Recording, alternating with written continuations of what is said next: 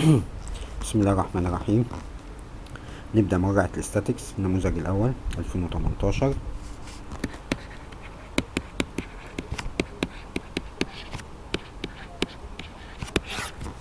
السؤال الأول: body of weight 240 is placed on a rough horizontal plane. Force inclined to the horizontal at angle of measure 30 upward acted on it. horizontal plane، قلنا خلي بالنا دايما في البلين نقرا البلين كويس ونقرا الفورس كويس، لان دول غلطتين دايما بنغلط فيهم. horizontal plane البادي بتاعي 240، reaction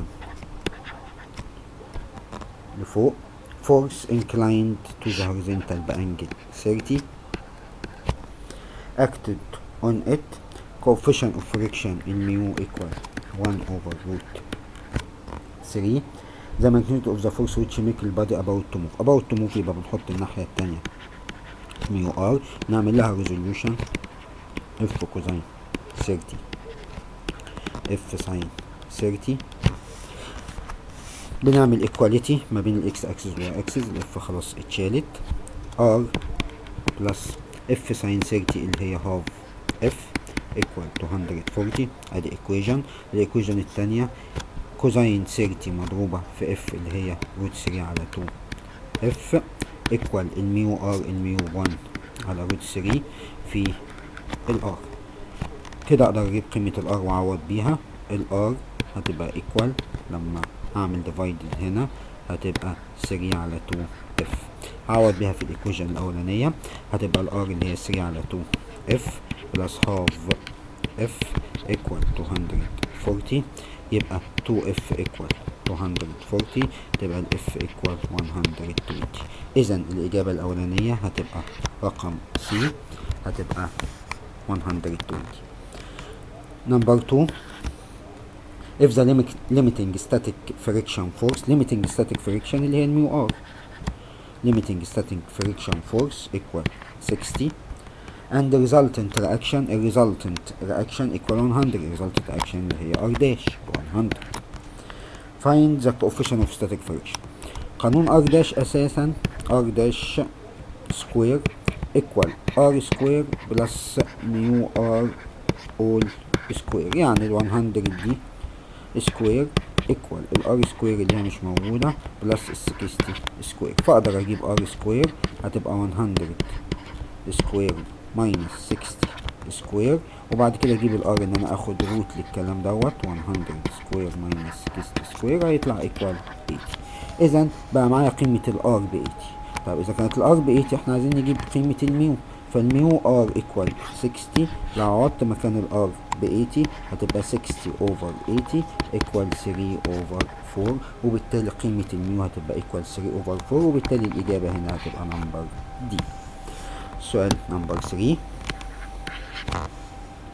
body of weight 25 is placed on a rough inclined plane. force F acted in the direction of the line of the greatest slope of the plane upward. ده inclined plane، اف موجودة، هو قال لي ان الاف موجودة لفوق. الويت طبعا احنا عارفين ان الويت بيتحول معايا لويت كوزين سيتا هنا وويت ساين سيتا في الاتجاه ده، ومعايا كده كده ار في الاتجاه. الويت ب 25 دي اول جزئية. ابتدى يدينا قيمتين للاف، قيمتين من الاف هنا، اذا هيدينا حالة مرة للليست وحالة مرة للجريتست. هو اتكلم ان الاول في اف ب 15، الحالة الاولانية اف ب 15، وبعد كده حالة تانية ان نفس الشكل ده بس الاف ايكوال ب 10. اذا في حالة ليست وحالة جريتست. ده زي ما هو دبليو كوزين سيتا دبليو ساين سيتا، وهنا الار اف ب 10 مرة واف ب 15 مرة. اف ب 15 حالة الجريتست اللي البادي بتاعي هيتحرك لفوق فتبقى الميو ار لتحت. اف ب 10 حالة الليست اللي الميو ار بتكون مع الاف. اذا انا هكون تو ايكويجن من الحالتين دول. الايكويجن الاولانية طبعا اولا ار ايكوال دبليو كوزين سيتا والدبليو ب 25 ف 25 كوزين سيتا. السيتا هنا هو طالبها مني مش موجودة. اف هتبقى ايكوال اف اللي هي ب 15 ايكوال ميو ار بلس دبليو ساين سيتا دايما بنشيل الار ونعوض بيها، هنعوض بيها هنا فتبقى 15 ايكوال ميو في 25 كوزين سيتا بلس والدبليو 25 ساين سيتا، ودي بقت ايكويجن نمبر 1.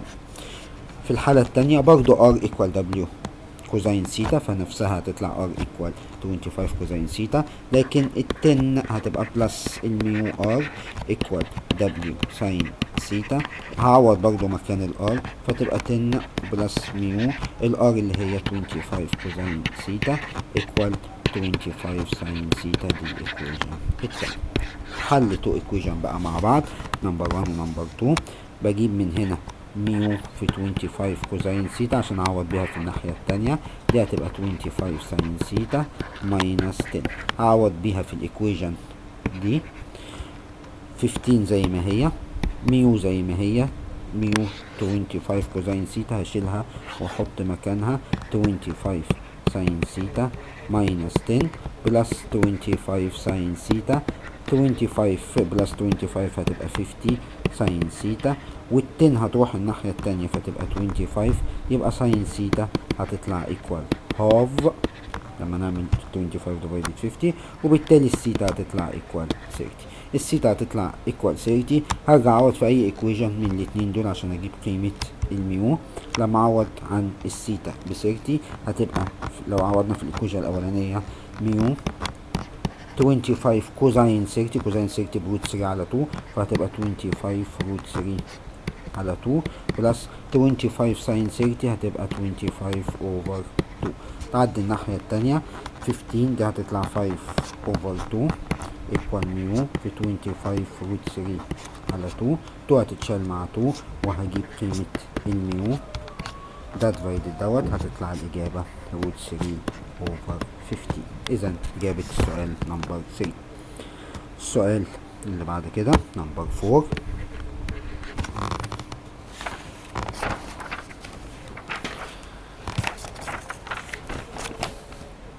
if acted at a point، عايز الكومبوننت اوف ذا if about z axis.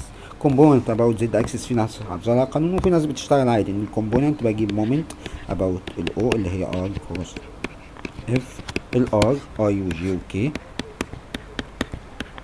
r هو مديهالي، الار هي البوينت اللي معايا اللي هي 1 1 1، والاف كانت ايكوال تو نيجاتيف 3 4. نخلي بالنا ان الار هي الاول وبعد كده الاف، لان في غلطه شائعه بين الناس انها تحط الاف قبل الار وده مش صح طبعا.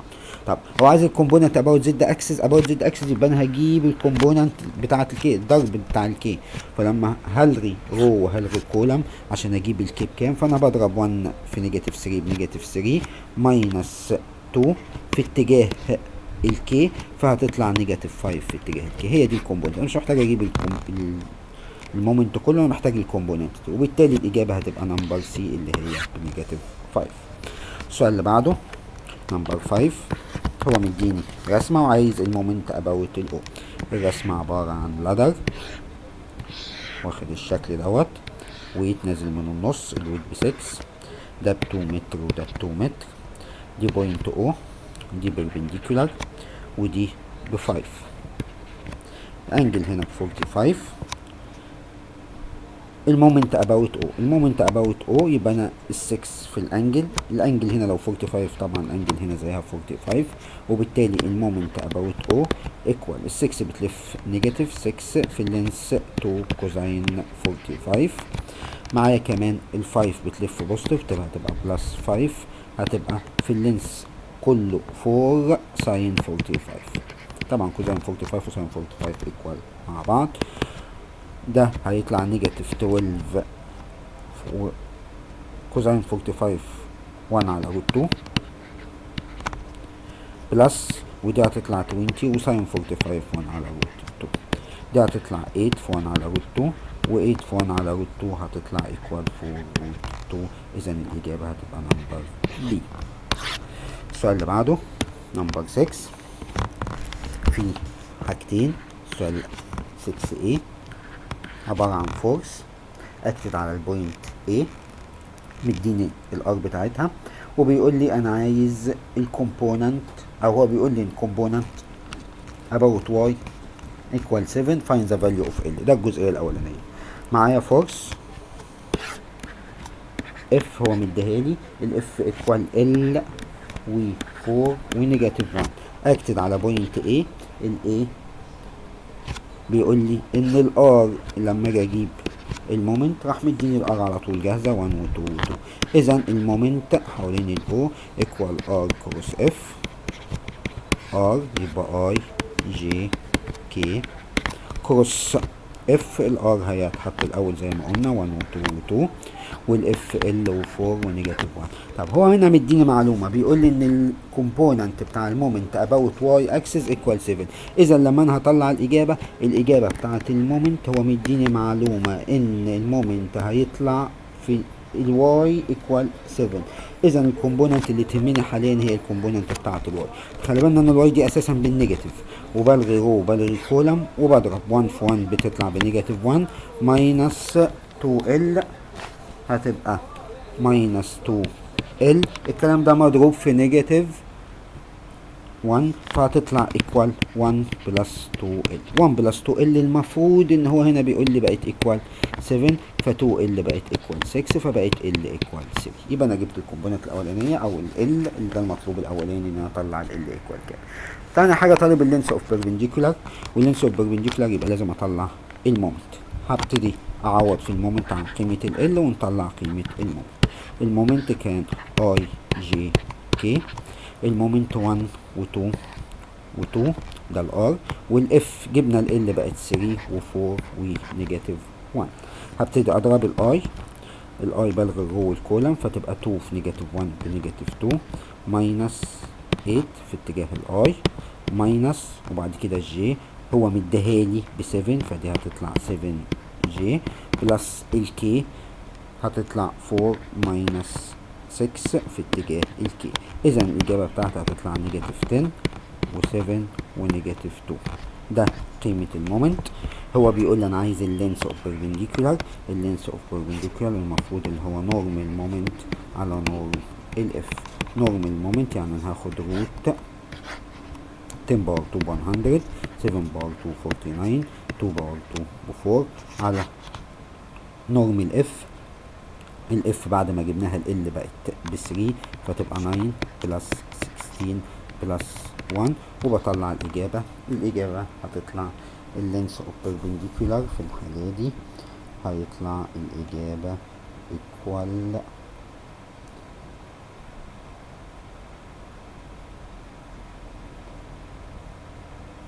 بالكالكوليتور طبعا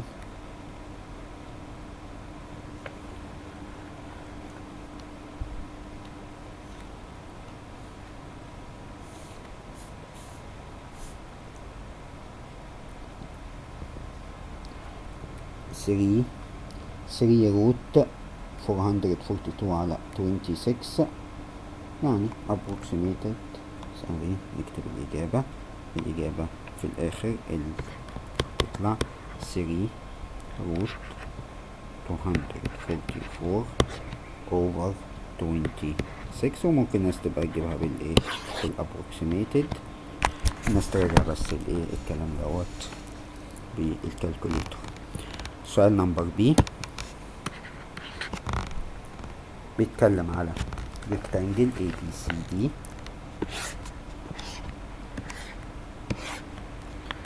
اللينس اوف AB equals 60. ABCD ده ب 60 وده ب 80. مدينا المعلومات بتقول ان sum of moment about B and about D. المومنت about B equals 360. المومنت about D equals 360.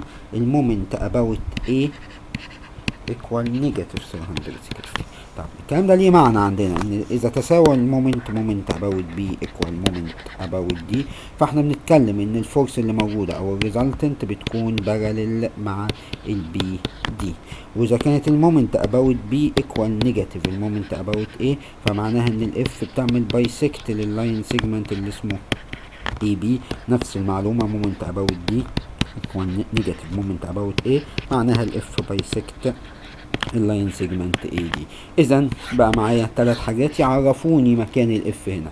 مكان الاف المفروض انه يطلع بارلل مع الاي دي، يعمل بايسكت للاي بي وبيعمل بايسكت للاي دي. اذا الاف ماشيه على اللاين اللي هو في الاتجاه ده.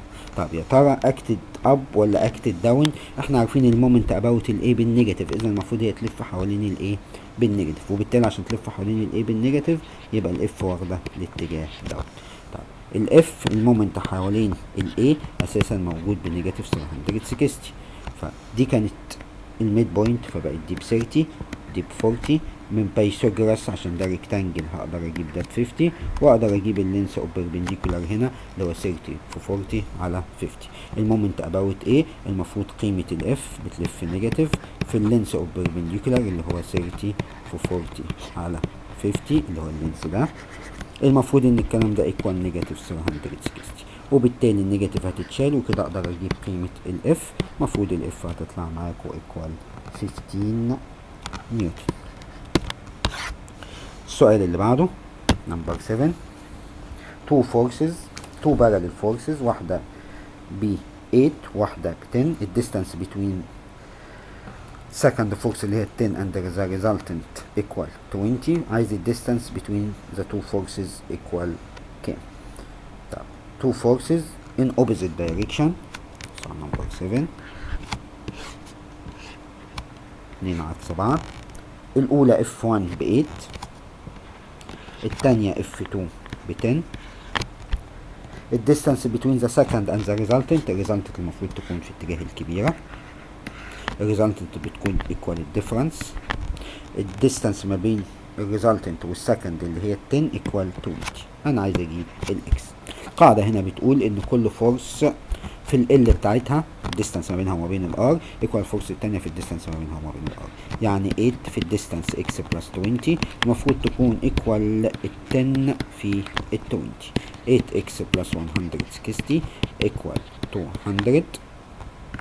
ده الايكويشن بتاعت اللي انا بحلها، وبالتالي 8 اكس هتطلع ايكوال 40، فالاكس هتطلع ايكوال 5. اذا الاجابه هتبقى نمبر ايه. نمبر 8 هو مديني رسمه وبيقول لي وضعيه ايكوليبريم، هات لي قيمه الاكس. نمبر 8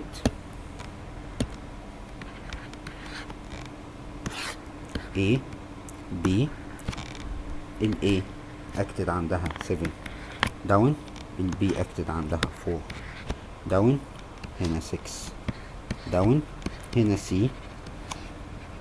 اب، في هنا قيمة F.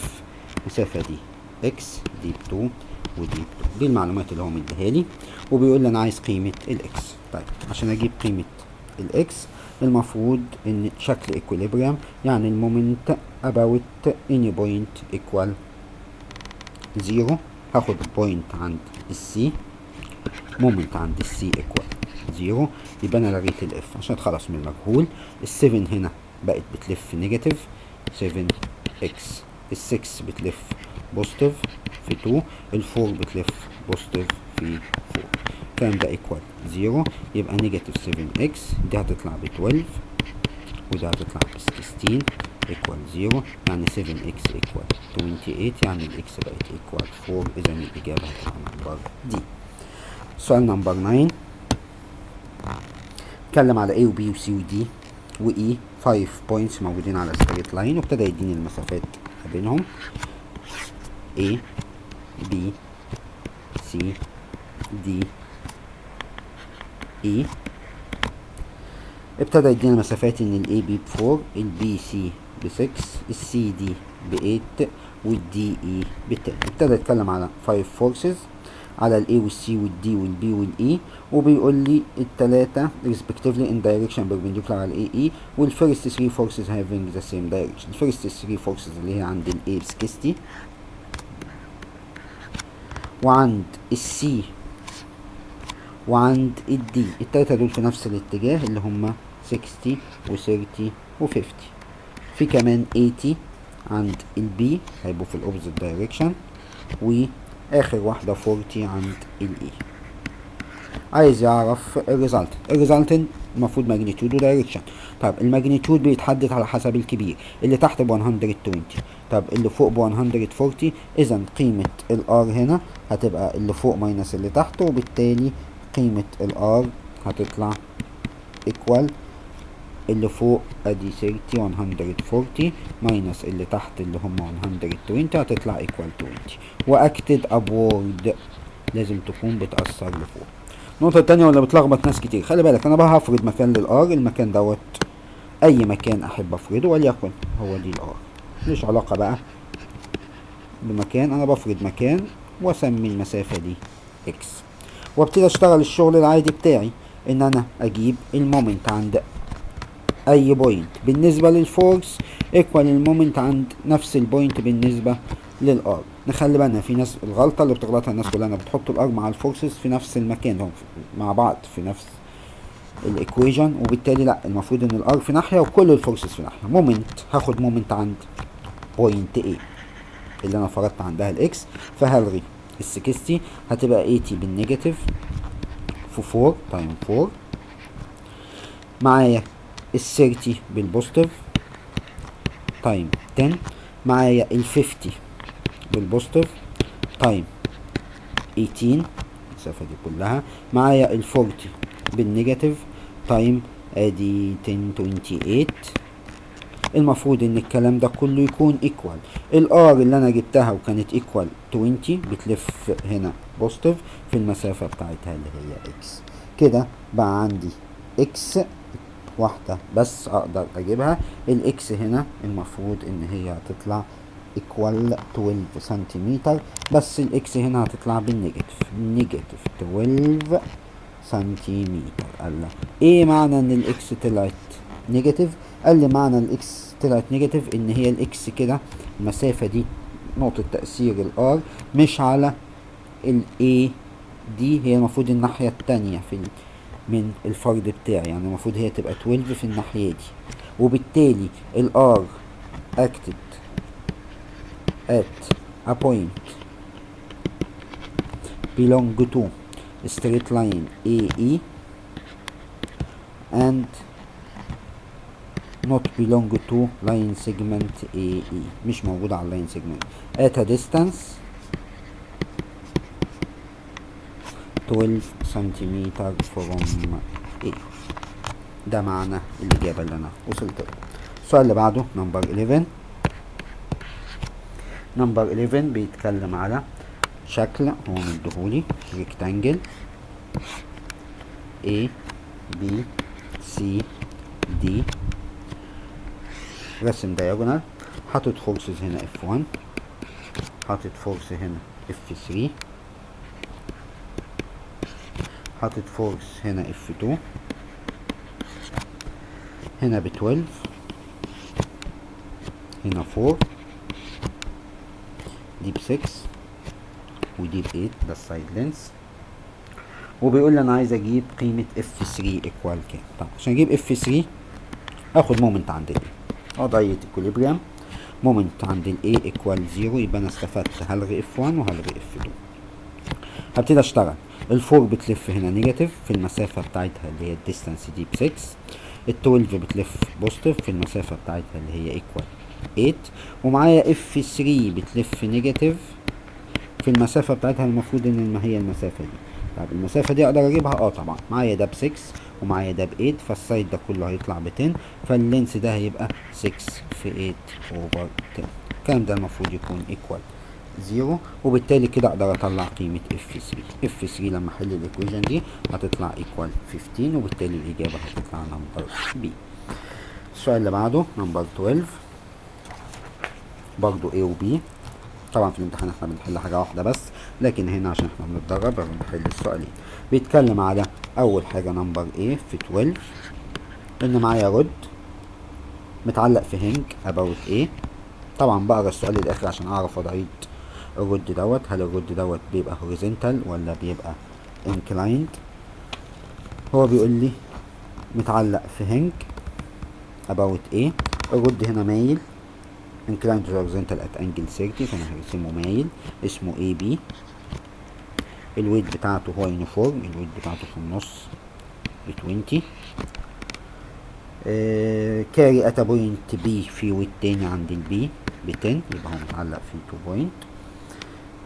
inclined horizontal at angle 30، في angle هنا equal 30 degree such that point C طبعا مربوط في string اسمه BC. بيقول لي C above ال A. if the rod in static equilibrium position find the magnitude of the tension. في tension طبعا في الخيط هنا، وفي رياكشن بتاع الهنج بيطلع RX في الاتجاه ده و RY في الاتجاه ده. عايز الماجنتيود اوف ذا رياكشن اوف ذا هنج، وعايز التنشن بتاع ايه الرد دوت. الرد هنا مش مديني اللينس بتاعه، وبالتالي انا هفرضه هنا ال وهنا ال. التنشن هعمل له ريزوليوشن. طب الانجل هنا 30، فالانجل هنا 30 في الاتجاه دوت. بيقول لي ان التنشن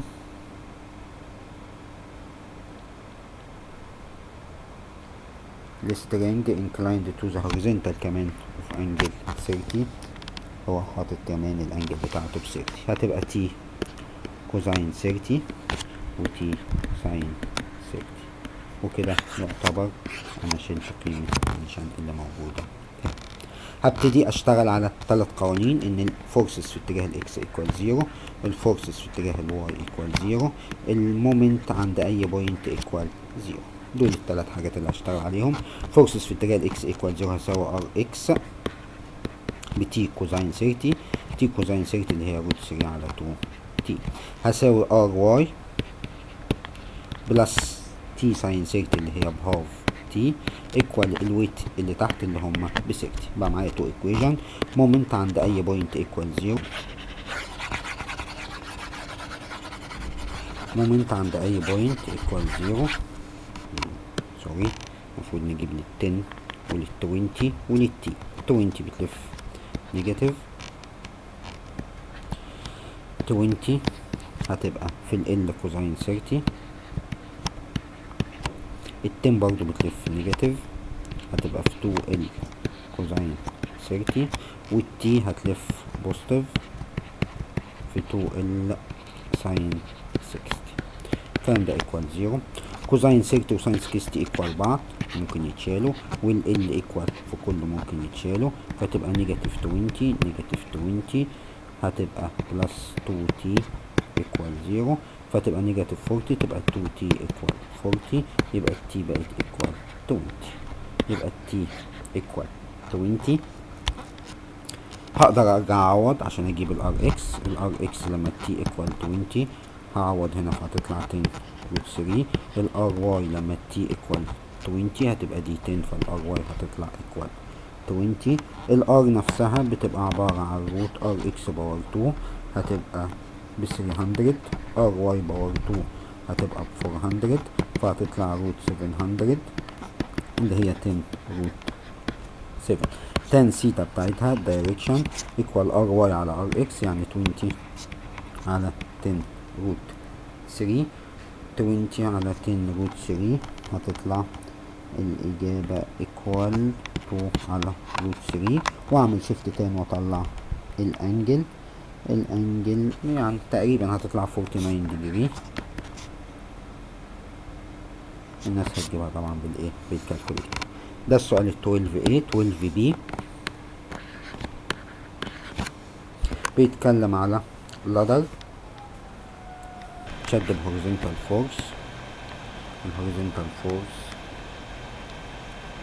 equal 60 عشان يخليه about to move، فتبقى هنا ميو ار، هو مديني الميو هنا 1 على 3 ار بي، وهنا عشان يتحرك هنا ده هيطلع لفوق، فالميو ار هتبقى لتحت، فهتبقى هاف ار بي. هعمل equation ما بين الفورسز على الاكس وعلى الواي. على الاكس الاول ار اي بلس ثيرد ار بي equal 60. على الواي هتبقى ار بي equal half ار اي بلس 40. هحل التو equation دول مع بعض، فهطلع ار اي هتطلع معايا equal 40 وهطلع ار بي هتطلع equal 60. مومنت عند اي بوينت equal 0. هناخد مومنت عند البي، هستفيد ان اشيل دي واشيل دي واشيل دي. 40 تلف بوزيتيف، سمي ده ال وسمي ده ال. هو عايز الثيتا اللي هنا هتبقى في ال كوزين ثيتا. معايا ار اي بتلف نيجاتيف في 2 ال ساين ثيتا. معايا هاف ار اي بتلف بوزيتيف في 2 ال كوزين ثيتا. الكلام ده ايكوال 0. هقسم على كوزين فتبقى 40 ال ماينس 2 ار اي في ال هتبقى تان ثيتا لما اقسم على الكوزين، وده هتبقى ار اي في ال ايكوال 0. ال هتتشال من كله. 40 2 ار اي هتبقى ب 80 تان ثيتا بلس ار اي اللي هي 40 ايكوال 0. تبقى 80 ايكوال 80 تان ثيتا، وفي الحالة دي تبقى تان ثيتا ايكوال 1، يعني ثيتا ايكوال 45. السؤال اللي بعده نمبر 13. فورس F1 act على بوينت A و F2 act على بوينت B. عايز الالجبريك measure of the couple formed of the two forces equal not. two forces المفروض ان هما parallel، ومادام بيعملوا couple parallel و equal و opposite. F1 هي 2 نيجاتيف 2 و نيجاتيف 5 acted على بوينت A equal 3 و 2. F2 2 5 اكت على بوينت بي ايكوال نيجاتيف 1 و 4. طب انا عايز اجيب المومنت اوف كابل، من حق اجيبها عند ايه او عند بي، مش هتفرق معايا. انا لو جبتها عند البي هتبقى ايكوال، هلغي الفورس بتاع البي وهتبقى بي اي كروس اف اللي هي تعتبر اف 1. بي اي اللي هي اي ماينس بي، 3 ماينس 1 هتبقى ب 4، ودي هتبقى بنيجاتيف 2 كروس نيجاتيف 2 ونيجاتيف 5. بضرب اكستريمز هتبقى نيجاتيف 20 ماينس المينز هتبقى ايكوال 4. الكلام ده في اتجاه الكي هتطلع نيجاتيف 24 كي. اذا الاجابه هتبقى نمبر بي. نمبر 14 ABCD سكوير السايد لينس بتاعته ايكوال 100.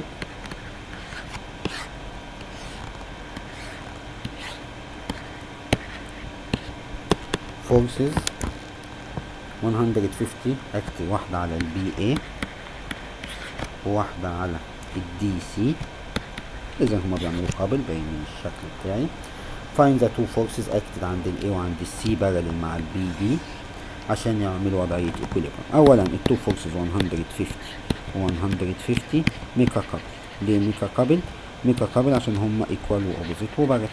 وليكن M1 M1 هتبقى قيمة الاف، هما بيلفوا هنا بوزيتيف 150 في طول اللينس، واللينس اساسا كان ايكوال 100 يبقى في 100 يبقى ده الكابل الاولاني 150 يبقى بقت 15,000. اذا التو فورسز اللي هيتحطوا هنا المفروض يطلعوا زن الاف والاف اللي هيتحطوا المفروض ميك الكابل هما كمان، والكابل ده المفروض يكون ايكوال نيجاتيف 15,000. لازم يبقى زيه. طب هو بارلل مع البي دي، اذا في فورس هتبقى ماشيه في الاتجاه ده وفورس هتبقى ماشيه في الاتجاه ده عشان يلفوا بارلل. اللينس اوف بيربنديكولار يبقى المسافه دي اللي هو الدايجونال اللي هو 100 روت 2. المفروض ان الاف بتلف نيجاتيف في ال ايكوال نيجاتيف 15,000. الاف مش موجوده، ال هتبقى 100 روت 2 عشان ده سكوير ايكوال نيجاتيف 15,000. نيجاتيف هتتشال مع النيجاتيف وبالتالي الاف هتبقى 15,000 over 100 روت 2 هتطلع 75 روت 2 تبقى دي الإجابة بتاعتي. نمبر 15 عايز السنتر اوف جرافيتي ايكولاترال تراينجل السايد لينس 12 ات ديستانس من الفيرتش. هي دي وضعية ثابتة، اينا معايا اي تراينجل السنتر اوف جرافيتي لو ده الهايت، السنتر اوف جرافيتي هنا بيعمل ريشيو 1 to 2 للبيس. اذا لو انا جبت الهايت اقدر اقسمه 1 to 2 اعرف الفيرتكس. طب السايد لينس هنا ب 12 هنا ب 12 اذا هنا هيتقسم 12 6 و6. اذا اقدر اجيب لو انا بسمي ده A B C D اقدر اجيب قيمة ال A دي 12 باور 2 ماينس 6 باور 2 هتطلع 6 روت 3. 6 روت 3 دي المفروض بقسمها ريشيو 1 تو 2. طب ازاي اقسمها ريشيو 1 تو 2؟ قال لي اقسم ال 6 روت 3 على 3. لما تقسمها على 3 هتدي لك 2 روت 3. ده قيمة الجزء اللي تحت ده 2 روت 3. اذا الباقي اللي فوق ده 4 روت 3. طب هو عايز من السنتر اوف جرافيتي للفيرتكس، وبالتالي الاجابه بتاعته هتطلع 4 روت 3 اللي هي الاجابه نمبر 3. دي 15. رقم 16 رايت انجل تريانجل اكتب عليه بفورس. رايت انجل تريانجل ات بي. ال AB equal 30 وال BC equal 40، فطبيعي دي هتطلع ب 50 من بايثاغورس. اكتب عليه فورس AB ب 6 BC ب 8 CA equal 10. بروف ذات ان هما equivalent to a current. طبعا السيستم هنا سايكليك، يبقى اول حاجه ان هما سايكليك فورسز. تاني جزء لازم يعملوا نفس الريشيو. لما اقسم ال6 على السايد بتاعتها اللي هو ب30 ايكوال ال8 على السايد 40، الفورس 10 اوفر 50 يعملوا نفس الريشيو. نفس الريشيو هنا اللي هي 1 اوفر 5، وبالتالي الريشيو ثابته وهم سايكليك فورس. يبقى ميكا كابل. ميكا كابل المومنت القانون بيقول بوزيتيف او نيجاتيف حسب اتجاه الدوران. اتجاه الدوران هنا نيجاتيف 2 تايم الريشيو اللي هو 1 اوفر 5 في الاريا. الاريا هتبقى هاف تايم بيز تايم هايت، ف 1 اوفر 5 في هاف تايم البيز اللي هو 40 تايم الهايت اللي هو ب 60. هاف مع 2 هيتشالوا مع بعض وتبقى الاجابه ايكوال نيجاتيف. دول اتشالوا تبقى 48 to 140. يبقى الماجنتيود ايكوال to 140. نمبر 17 عايز السنتر اوف جرافيك. طبعا هو مديني الماس والسنتر، يعني هو يعتبر ان يظبط لي المساله. الماس الاول والتاني والتالت. الماس الاولاني ب1 والماس التاني ب2 والماس التالت ب3. اكس وواي بتاع كل واحده فيهم دي ب2 و3 ودي نيجاتيف 2 و1 ودي ب0 و1. بنطبق قانون اكس جي زي ما اتفقنا. تضرب 1 في 2 بلس 2 في نيجاتيف 2 بلس 3 في 0 على مجموع الماسز اللي هي ايكوال 6، وتطبق قانون الواي جي بنفس الطريقة. المفروض ان الاجابة هتطلع الاكس هتطلع نيجاتيف 1 على 3، والواي اللي هي لما تبقى 1 في 3 بلس 2 في 1 بلس 3 في 1 على مجموع الماسز اللي هي ب 6 هتطلع الاجابة ايكوال 4 على 3، وبالتالي الاجابة هتطلع نمبر A. اخر سؤال نمبر 18. فاين لامينا مسألة سنتر اوف جرافيتي على شكل سكوير.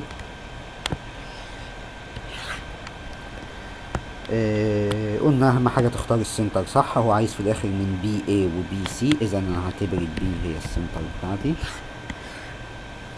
يبقى انا هسميه اي بي سي دي بالشكل ده. سنتر اوف جرافيتي السكوير السايد لينس ب 48 ده 48 وده 48. الام بوينت اوف انترسكشن اوف دايجونال دي البوينت ام.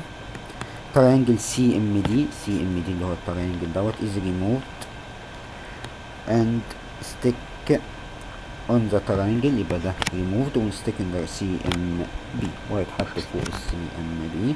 عايز ال distance between the center of gravity. هنا ممكن اشتغل negative mass method وممكن اشتغل ان ده بقى دبل ماس هنا وابتدي اشتغل. طيب في السكوير الاربعه ماسز بيكونوا قد بعض. اذا انا لو اشتغلت سنتر اوف جرافيتي اول حاجه بقول ان انا معايا السكوير كله 4M والاكس والواي بتبقى في السنتر. السنتر هنا ميد بوينت وميد بوينت فهتبقى 24 و24. شلنا تريانجل حذفناه يبقى نيجاتيف ام، وزودناه في مكان تاني يبقى بلس ام. عشان اجيب مكان الام هنا ومكان الام هنا هبتدي اتعامل مع البوينت عشان خاطر التريانجل دي ب0 0. البوينت دي هتبقى 24 و24. البوينت A هتبقى 48 و0. البوينت دي هتبقى 48 و48. البوينت C هتبقى 0 و48. عشان اجيب التريانجل الاولاني اللي هو اتحذف دوت بجمع 3x على 3 هتطلع ب 24، واجمع 3y على 3 ادي 48 و48 و12 هتطلع ادي 96 120 على 3 تطلع equal 40. اللي هيتحط هنا عشان نجيب الاكس ادي 0 و24 و0 هيطلع ب8 والواي 0 و24 و48 هتطلع ب 24. هبتدي اجيب الاكس جي 4m في 24 هتطلع 96m minus 24m plus 8m على مجموع الماسز اللي هي تبقى 4m دي هتطلع 20 دي 7280m على 4m هتطلع equal 20. الواي جي بنفس الطريقة وهتطلع برضه equal 20. اذا الاجابة بتاعتها هتبقى equal 20. وده نهاية اول اجزاء. السلام عليكم ورحمة الله وبركاته.